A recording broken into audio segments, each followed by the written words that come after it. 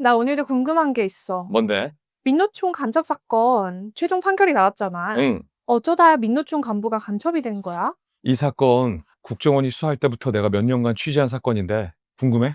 응, 완전 궁금. 좋아. 그럼 어쩌다 민주노총의 핵심 간부가 북한에 간첩이 됐는지 지금부터 언론에 나오지 않은 부분까지 내가 다 설명해 줄게. 일단 최근에 나온 대법원 확정 판결부터 설명해 줄게. 이 사건은 민주노총의 핵심 간부인 조직쟁이 국장이 북한의 문화교류국으로부터 직접적인 지령을 받고 해외에서 북한 공작원과 비밀리에 접선을 해서 각종 지령과 장비들을 받고 우리의 기밀을 북한에 건넨 혐의로 기소가 된 사건이야. 간첩 혐의지. 국내 최대 노동단체에 그냥 일개 조직원이 아니라 핵심 오브 핵심 간부가 알고 봤더니 북한의 지령을 받는 간첩이었다니. 그거 자체만으로도 매우 충격적인 사건이고 대법원은 이 사람에게 최근 징역 9년 6개월에 최종 유죄 판결을 내렸어. 이 사람이 민노총 내에서 얼마나 핵심이야? 어우, 민노총 핵심 중에 핵심이지. 전략본부 실국장, 대외협력실 국장, 기획국장, 교육국장, 조직쟁의국장을 두루두루 거친 인물인데 지금 말한 조직들이 민주노총 내부의 핵심 부처거든.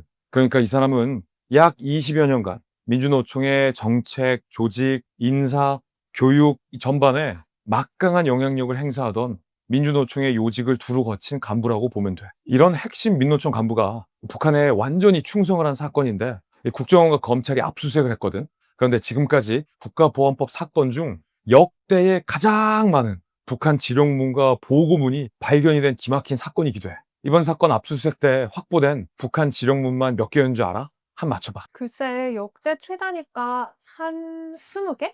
놀라지 마. 발견된 것만 90건. 진짜 많다.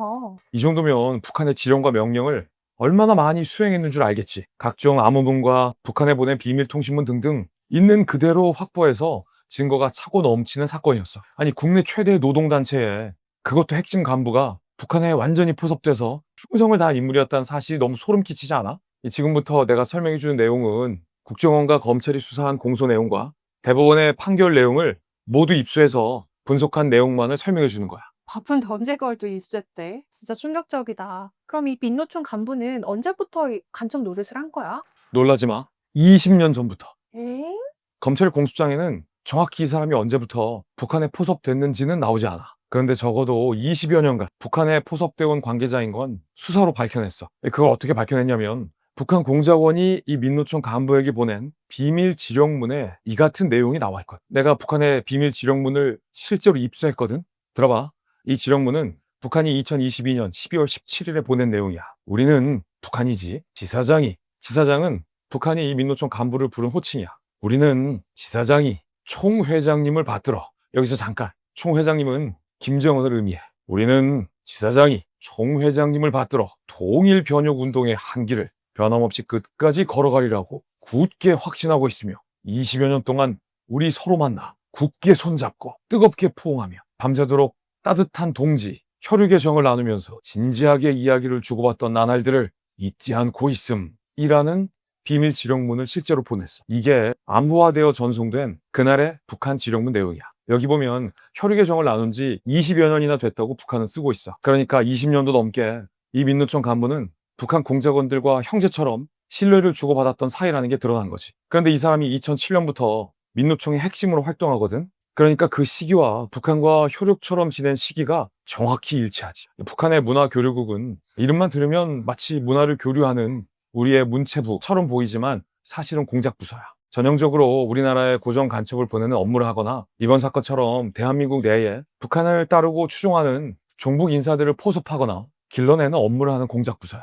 이 민노총 간부가 포섭된 곳도 북한의 문화교류국인데 무려 20년이 넘게 북한에 충성을 한 거지. 이 민노총 간부가 북한의 어떤 지령들을 수행했는지를 들어보면 아마 기가 막힐 거야. 일단은 해외에서 북한 공작원을 접선하고 비밀 교신을 통해 간첩 행위를 하고 민노총 내에 지하 조직을 구축해서 북한을 추종하는 단체를 만들려 했어. 쉽게 말해 민노총 전체를 먹으려 했던 거지. 합법적인 노조 활동을 빙자해서 북한의 지령들을 수행해 왔어. 그래서 우리가 봐왔던 민주노총의 무수히 많은 길거리 투쟁 중 일부는 북한의 지령을 따라 국내 여론을 분열시키려는 행동으로 이어졌으리란 해석이 가능하지. 실제로 북한이 지령을 내린 내용 중에는 민노총의 중앙, 산별, 지역별 노조에 종북 지하 조직을 구축하라는 실제 명령이 있었고 민주노총 지휘부와 핵심 부서를 장악하라는 지령도 있었고, 소름 끼치는 대목은 북한이 민노총만 접수하는 거에 그치지 않고 국가기관산업에 종사하는 민주노총 소속 노조원을 포섭하라는 지령도 내렸어. 아니, 그럼 북한이 내려보낸 지령 중에 노조에서 시위를 해라 이런 것도 있었어?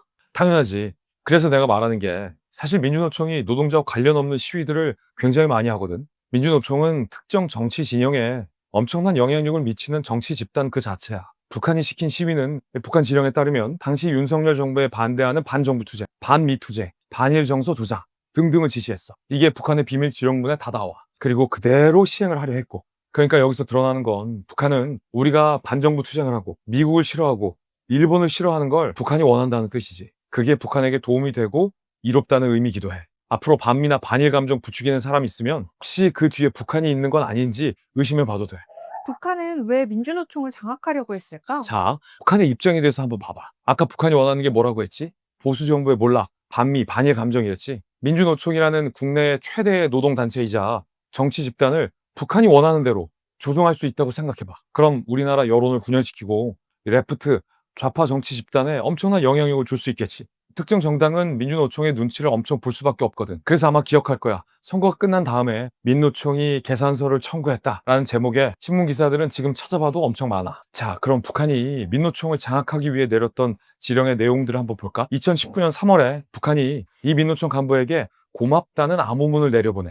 왜냐면 민주노총의 내부 통신망을 통째로 북한에 넘겨줬거든. 그뿐만 아니라 아이디와 비밀번호까지 북한에 넘겨줬어. 이 말은 북한이 민주노총 내부의 통신망을 훤히 들여다보고 있었다라는 뜻이야. 2020년 5월엔 민노총 지도부 선거 정보를 수집하라는 지령을 북한이 내려보내. 후보자의 계파별 동향과 성향을 쫙 정리해서 보고해.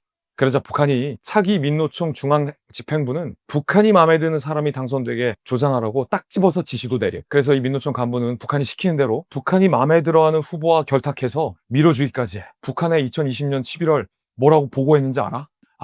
말씀하신 그 후보와 비공식적으로 결합을 했고 투쟁을 주선으로 교섭을 보조축으로 민주노총을 혁신하는 선거본부를 만들었습니다 라고 보고를 해. 민노총을 장악해서 북한에 충성을 다하겠다는 뜻이야. 그 밖에도 북한은 민노총 산하에 어디 노조를 장악하라, 특정 지역의 자동차 공장을 노동계의 전민 항쟁의 보루로 다져나가라 등등의 끊임없는 지령을 내려보내. 그뿐 아니라 북한은 민주노총의 핵심 부서를 배후에서 조정하기도 했어. 2019년 6월에 촛불 민심을 반미 반보수 투쟁으로 견인하기 위해서 민노총의 선전홍보실과 대외협력실 관계자를 부추겨라. 그래서 이 민노총 간부가 2022년 9월에 이렇게 북한에 보고하는데 대외협력실 내에 있는 통일국과 매번 협의하고 있습니다. 미군 기지 철거 투쟁에 나서겠습니다.